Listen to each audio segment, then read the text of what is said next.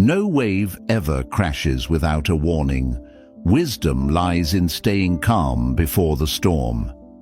In this chaotic world, intelligence isn't about winning math competitions or memorizing thousands of meaningless facts.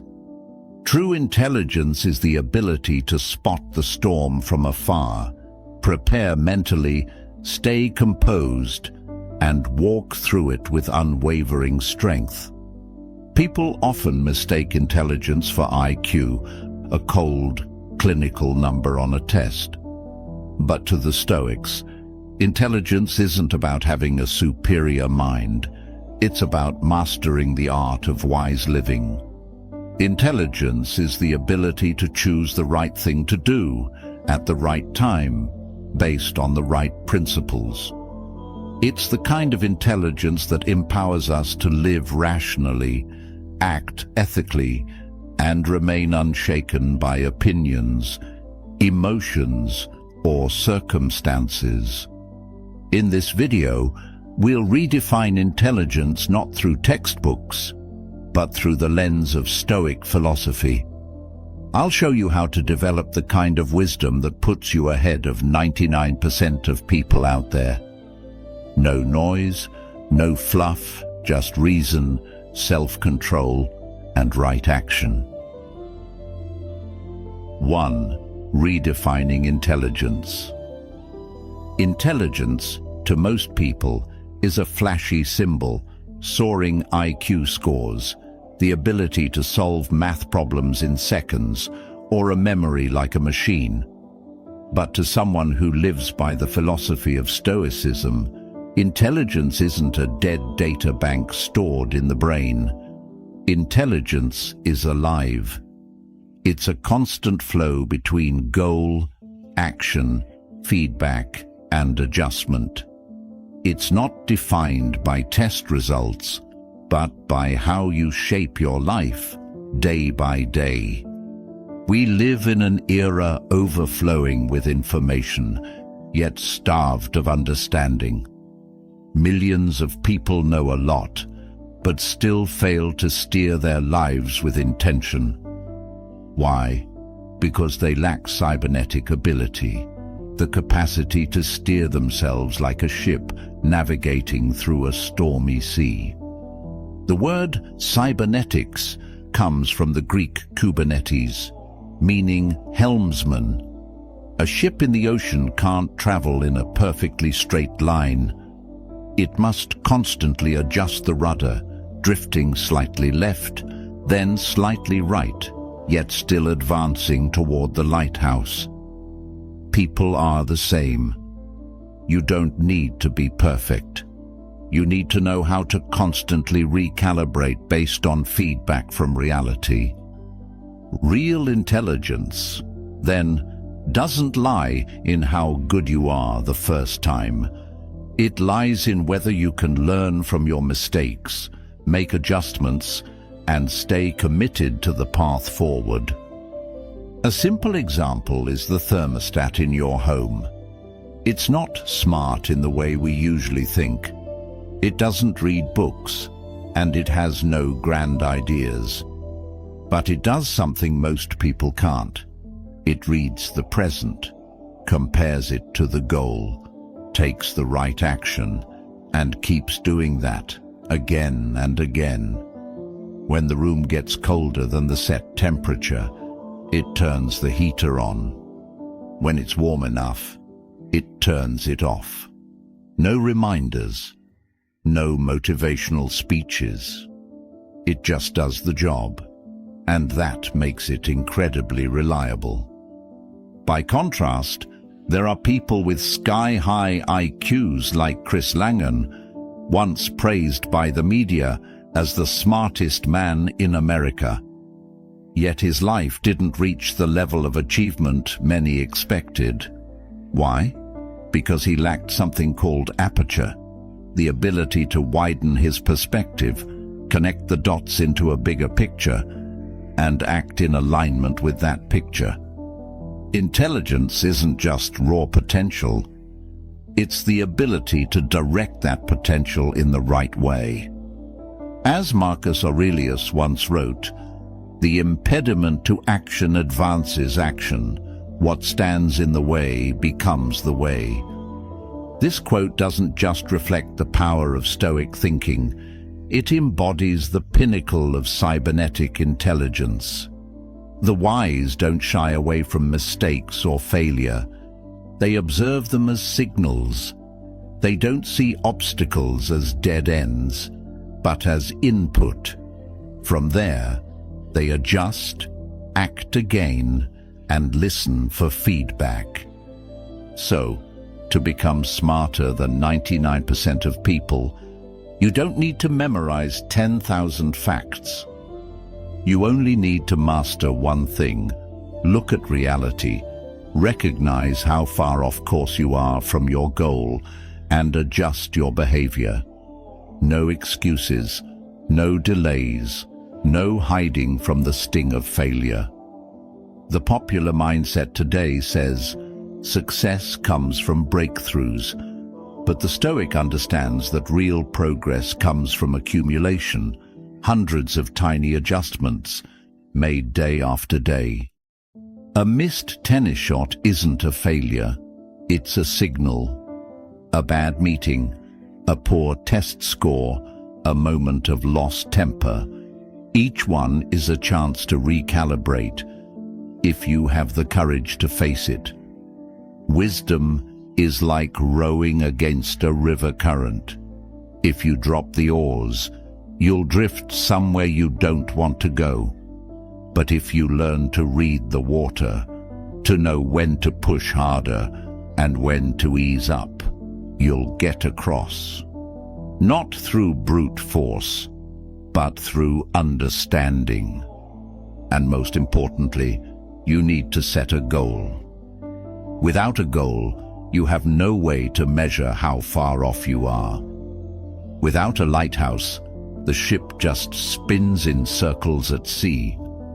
A person without a goal never feels the pain of failure, because they don't even know they're failing. And if you feel nothing, you won't adjust. If you don't adjust, you won't grow. On the other hand, someone with a clear goal, even a small one, like reading for 30 minutes a day, immediately knows when they've slipped. That feeling of guilt, that inner discomfort, is the sign that your internal cybernetic system is alive and kicking. So, real intelligence isn't some innate talent, it's a trained skill. It's the ability to define a goal, take consistent action, listen to feedback, and keep adjusting. It's a path with no finish line, but each step is a step in your evolution. You don't have to be a genius to outsmart 99% of people. You just have to live like a cybernetic system and commit to never powering down. 2. The mind is a cybernetic system. After a mishit sent the ball outside the line, the player paused. He didn't rush into the next serve. Instead, he closed his eyes for a few seconds, lightly touched his wrist, stepped back, and got into position again. He could feel it. His wrist lacked power, his shoulder axis was slightly off, and his weight distribution wasn't quite right. So he tried again. This time, the ball landed perfectly in the corner. He didn't celebrate. He didn't blame himself for the previous mistake. He simply adjusted and moved on. What you're seeing isn't just sports. It's a vivid expression of an intelligent system in motion, one that operates on the principles of cybernetics. Just like a thermostat that automatically regulates room temperature, the human mind, when trained, can detect deviations, process feedback, and recalibrate itself. Imagine the mind as an operating system, no different from macOS or Android, Within it are countless modules: perception, emotion, motivation, memory, and willpower. These parts don't function in isolation. They interact, like background apps sharing the same processor. When one module glitches, say, emotional instability, the whole system slows down, freezes, or makes poor decisions. But if you can detect the issue, understand its source, and update your response, you're operating like a smart cybernetic system. The Stoics had a name for this kind of intelligence: phronesis, practical wisdom. It's not about how much you know. It's about how you respond to what happens. The philosopher Epictetus once said, "It's not what happens to you, but how you react to it that matters." That sentence captures the essence of cybernetic thinking. You don't control all the inputs, the outside world, but you absolutely can master your internal operating system. When you choose to respond calmly instead of reacting impulsively, with reason instead of reflex, you're reprogramming yourself at a deeper level. The key isn't starting out perfect. It's about repetition, resilience, and learning from failure. People who outperform 99% of others don't do so because they have all the answers. They do it because they constantly ask themselves, what feedback am I getting from reality? What can I adjust? Am I repeating an old mistake? The cybernetic mind doesn't seek instant victory. It seeks repeatable accuracy. It's like a ship adjusting its rudder in the middle of the ocean. Sometimes it veers off course, sometimes it sways, but it constantly reorients itself toward the lighthouse, the chosen goal. That's why training the mind can't be separated from observing your daily behavior. You can start by journaling. How did I react today when I was criticized? How long did I stay upset? Did I notice the breaking point before I got angry? These questions are like a tennis player reviewing their swing in slow motion. You're not blaming yourself. You're analyzing to understand, to adjust. It's not just emotion. Motivation is also a key part of the mind's cybernetic system. Motivation isn't a burst of fiery passion that flares and fades. It's a quiet current of energy running through every choice, every action. It gets recharged every time you realize, I'm getting closer to something that matters. This brings us to a hard truth. Without a goal, the mind drifts. It has nothing to correct toward, nothing to calibrate feedback against. It becomes a directionless system, running wild without a route. That's why so many people think they are living, when in fact they're just passively reacting to life. And this is where we hit a deeper layer, the decisive role of goals. Without a goal, you don't know what's wrong. You have no standard for measuring feedback. You don't even know what to adjust toward. The system runs, but it runs blind. In the next section, you'll explore why a goal isn't just something you want to achieve.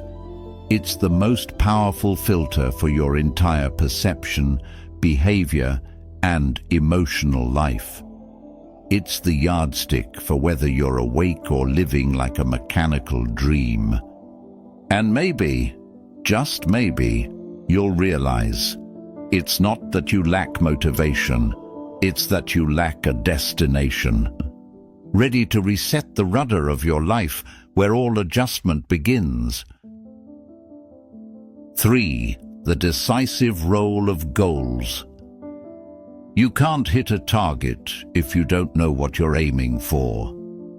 In the world of Stoic philosophy, Wisdom isn't about how fast you process information or how much you can memorize. It's about precision, knowing exactly what to aim for, and constantly adjusting yourself to move in that direction. A goal, from the Stoic perspective, isn't just a checklist. It's a filter for reality, a lens that shapes your emotions, your motivation, and your behavior every single moment. Each of us operates like a cybernetic system, a feedback-driven mechanism, like a ship in the middle of the ocean. The mind needs a lighthouse to know where it's going. Without a destination, every deviation is meaningless, and we drift, carried by emotion, by the crowd, and by circumstance. But when you have a clear goal, like a distant light in the night, you begin to course correct. Seemingly normal actions suddenly become obstacles. Staying up too late watching Netflix is no longer harmless entertainment, but something that sabotages your morning workout. That feeling, the discomfort when you drift away from your goal, is the proof that wisdom is beginning to take root. Marcus Aurelius once wrote, "A man's worth is no greater than the worth of his ambitions." It's a cold but awakening reminder. If we live without a goal, without aiming for something higher than comfort and instinct, then our existence is no different from a machine stuck in a loop. But if your goal is rooted in reason and virtue, in true Stoic spirit, then every action you take carries awareness, and every decision you make becomes an expression of wisdom.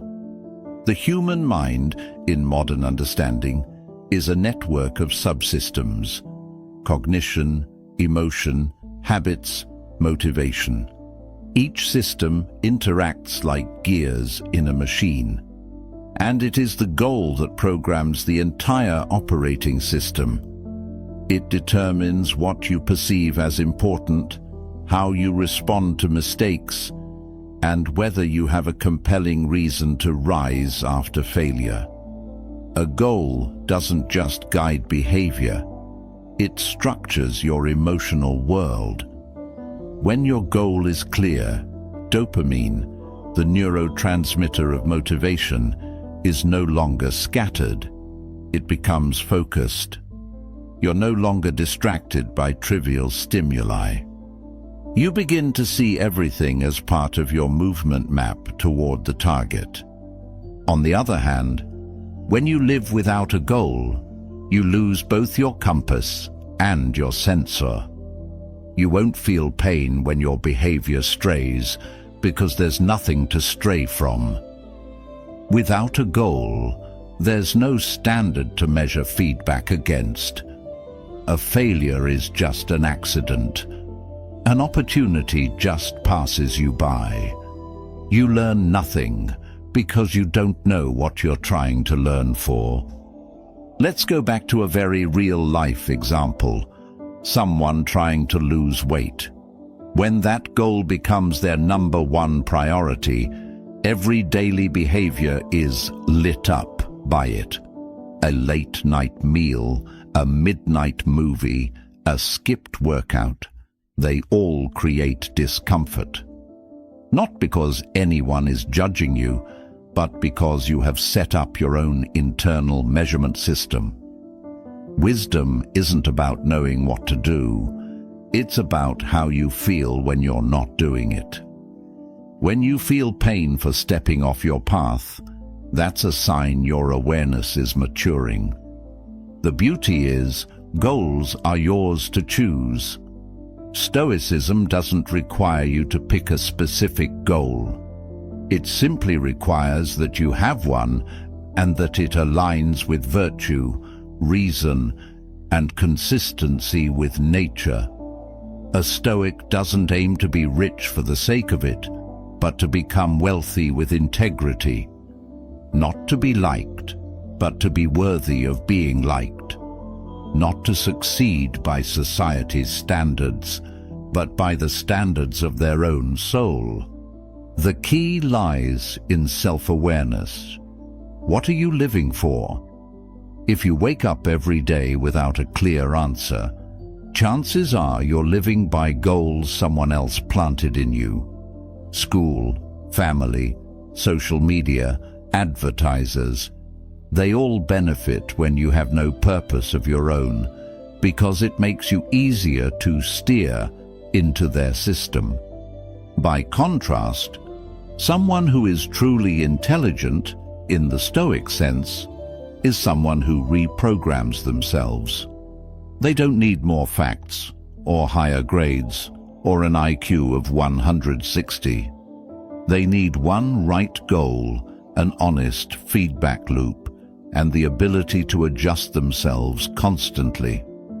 That is living wisdom, the kind that helps you stay grounded in chaos and never drift away from who you really are. Now share in the comments, what is your biggest goal right now? Are you living in alignment with it every day? And if not, how are you willing to adjust yourself to get closer? You don't have to do it alone, but you do have to start right now. 4. The 3 default goals that society injects into you. From a young age, we've been programmed with a default roadmap that society defines as success. Study hard to get good grades, land a stable job at a big company, then save enough to retire in peace. It all seems reasonable on the surface, but look closer, and you'll see this isn't a path of wisdom. It's a golden cage, decorated with praise, certificates, and the approval of the crowd. True wisdom isn't about following a pre-made path. It's about having the courage to ask whether that path really leads where you want to go. Stoic philosophy calls the state of drifting through life without questioning it, living in illusion. Marcus Aurelius once said, "If you are distressed by anything external, the pain is not due to the thing itself, but to your estimate of it, and this you have the power to revoke at any moment." This idea applies not just to negative emotions, but also to misguided positive beliefs, like the belief that education, employment, and retirement are the ultimate goals of life. When we put blind faith in the template, we stop evaluating whether it actually serves our growth. We stop adjusting, and because of that, we stop evolving. Wisdom isn't obedience. It's the ongoing ability to realign your direction based on real-world feedback. If your only goal in school is to score high marks, you're steering toward a false lighthouse. A student might top the class, memorize every line of the textbook, but if they can't think independently or set their own goals, they're just a learning machine, not a wise human being. Meanwhile, the Stoic asks, what depends on me? And from that question, they set goals not based on external rewards, but on inner principles. After the goal of schooling, society pushes us to the next step, get a job and settle down. Here, the default intelligence once again shows its mechanical nature. We're not taught how to create value. We're trained to fit snugly into a massive machine. People praise stability, but few talk about the price, dependence. When an engineer only learns to code but doesn't learn how to build products, understand users, or design business models, no matter how talented he is, he'll still have to sell himself to someone else to lead the way. This isn't his fault. It's the inevitable result of an education system that produces dependent specialists. Stoic philosophy teaches that a person who cannot control themselves cannot be free. And without freedom, wisdom is impossible. Wisdom is the ability to steer one's life by the principles of reason, not by the demands of the market or the expectations of parents.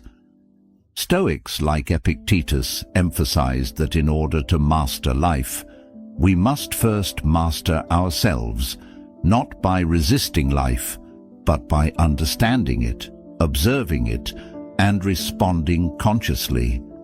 The ultimate goal society assigns to us by default is retirement. It sounds ideal, but in truth, it's an illusion painted by fear. The fear of no longer having income, the fear of no longer having a purpose, the fear of no longer contributing. A person who lives for retirement is someone who has lost their inner drive. They live for the day they no longer have to live. And the irony is, the closer they get to that goal, the more lost they feel. What am I even living for? A Stoic doesn't wait to live right until they can rest. They live right now. They understand that the value of a day isn't in being free from work, but in using time as part of inner discipline. Unlike the modern mindset that sacrifices youth for an uncertain future, the Stoic lives the present fully, guided by reason. And reason always asks, what is truly within my control? From the default goals, education, career, retirement, people enter life as if it's pre-programmed. But like a ship on autopilot, they don't know when to change course. They don't respond to feedback. They don't observe the gap between expectation and reality. And as a result, they don't grow. If you want to be smarter than 99% of people, you must be willing to step outside those default goals. You don't need to reject school, work, or rest, but you must understand why you choose them. You must choose again, deliberately, a goal you're willing to own, a goal you're willing to pay the price for, a goal that feels worth living for. True intelligence isn't knowing many things. It's knowing what's worth pursuing and refusing to live by someone else's default.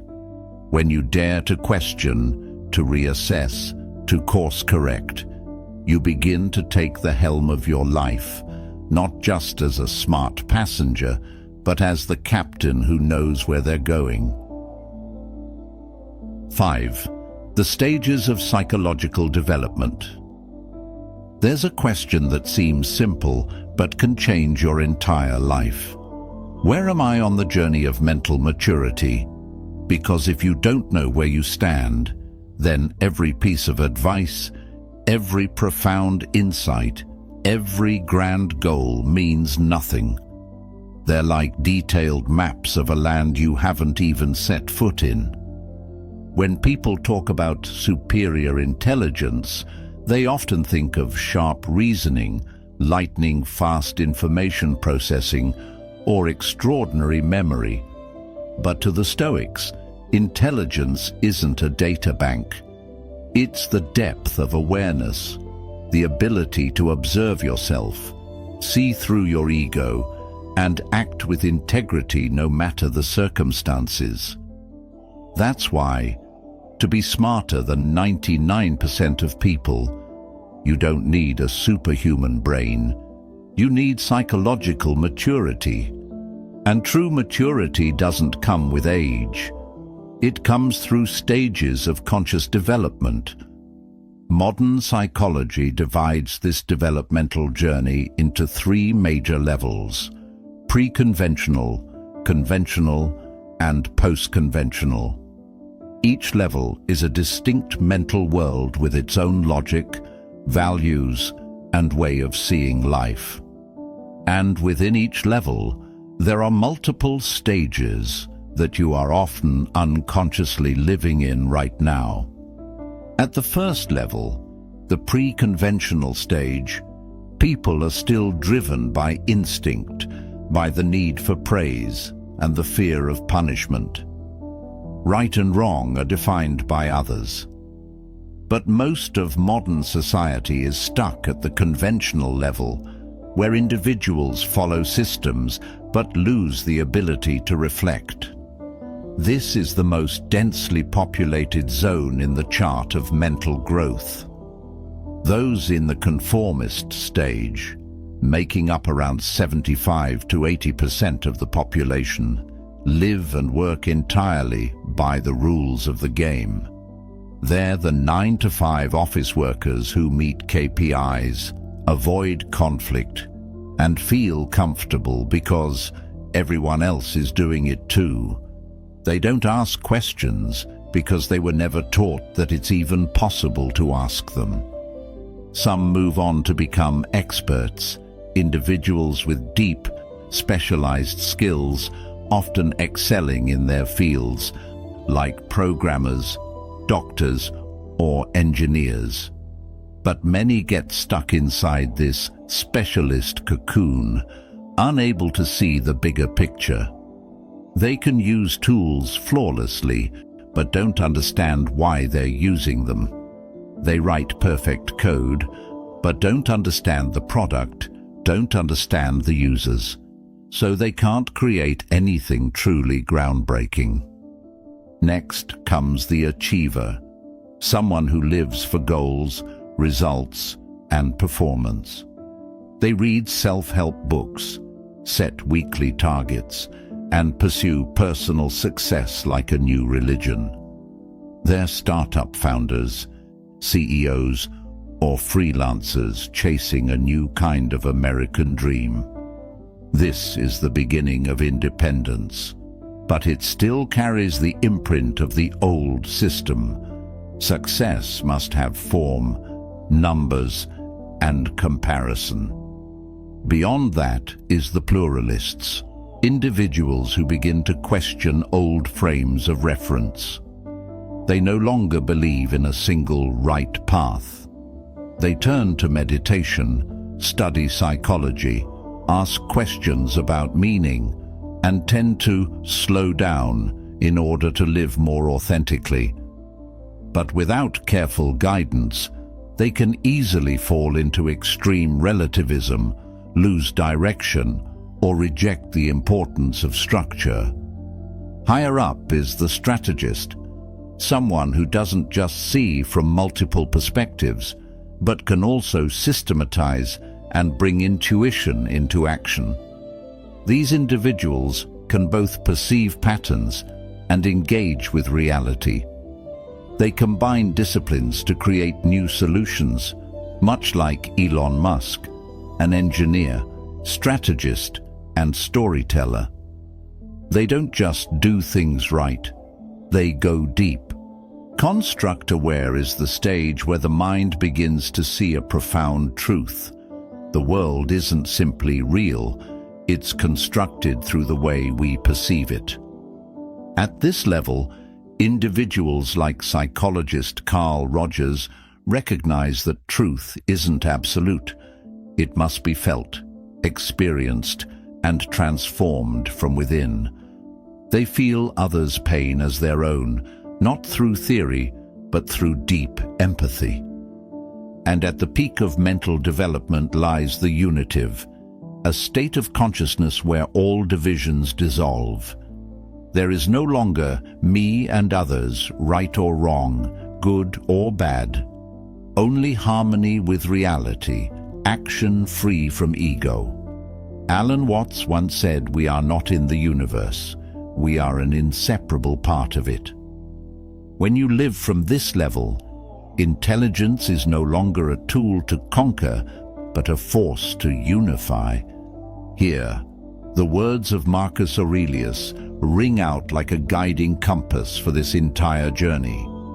The impediment to action advances action. What stands in the way becomes the way. This isn't just advice. It's a psychological law for anyone seeking evolution. Every stage of the mind has its own limit, and that limit is the impediment you must face. The conformist needs to learn how to question. The expert must learn to see the bigger picture. The pluralist needs to learn how to act, not just reflect. The next step always hides within the very obstacle you're trying to avoid. And here's the astonishing truth. 99% of people around you spend their entire lives in the first 3 stages. Not because they lack intelligence, but because they haven't yet realized they can evolve. But if you're still reading this, then you're no longer one of the crowd. You've seen the door. And now the next question is, how do you step through that door? How do you not just understand, but truly evolve into exceptional intelligence? How do you develop new skills while also transforming the structure of your thinking, one stage at a time? In the next part, we'll explore the journey of upgrading yourself, both horizontally and vertically. This is the most important part, and the one you can't afford to miss if you truly want to rise above the 99%. 6. The way to develop superior intelligence. Most people believe intelligence is an inborn gift. You're either born with it or you'll never have it. But the Stoics would tell you the opposite. Intelligence is a path, not a destination. It's not something granted, it's something forged. And to become smarter than 99% of people, you don't need to be a math genius or memorize the entire encyclopedia. You just need to be the person who walks the right path one step, every day. In Stoic philosophy, intelligence is inseparable from action. Wisdom doesn't live in your thoughts, it lives in your responses. You're not smarter than someone just because you know the right thing. You're only truly intelligent when you do the right thing consistently, guided by reason and virtue, no matter the situation. Wisdom isn't what you say about yourself in a meeting room. It's how you handle failure, pain, temptation, and chaos. But to reach that kind of intelligence, you have to grow in 2 directions, horizontal and vertical. Someone who learns a new language, picks up programming skills, reads books on psychology or history, that person is growing horizontally. They're expanding their knowledge base, making their mind more agile, better connected to the world. But horizontal growth alone isn't enough. What makes the real difference, what separates you from the 99%, is vertical growth. That's when you don't just learn something new, you become someone new. That's when you shift into a higher level of awareness, like a climber who doesn't just scale the rock face, but begins to see the entire valley below. This kind of growth is rarely smooth. It demands that you go through tactical stress, strategic collisions, moving house multiple times, failing at a startup, living in a foreign culture, falling into an identity crisis. And if you're patient enough to observe yourself through those collisions, that's when real wisdom starts to take form. No man is free who is not master of himself. Epictetus said that. And you cannot master yourself unless you gradually come to understand how your mind works, what controls it, how it reacts in chaos. That line captures the core of Stoic wisdom. No one is truly free if they're still a slave to emotion, to instant gratification, or to the values others planted in their heads since childhood. To develop the kind of intelligence that can set you free, you need a long-term commitment. There are no shortcuts. You need at least 1 hour a day to learn, not just to know, but to live. That could be 1 hour reading Seneca in the early morning. 1 hour rewriting your evening journal to reflect on how you responded to criticism. 1 hour sitting in silence, simply observing the rise and fall of your mind. And if you learn without practice, then you haven't truly learned. Knowledge dies without the experience that brings it to life.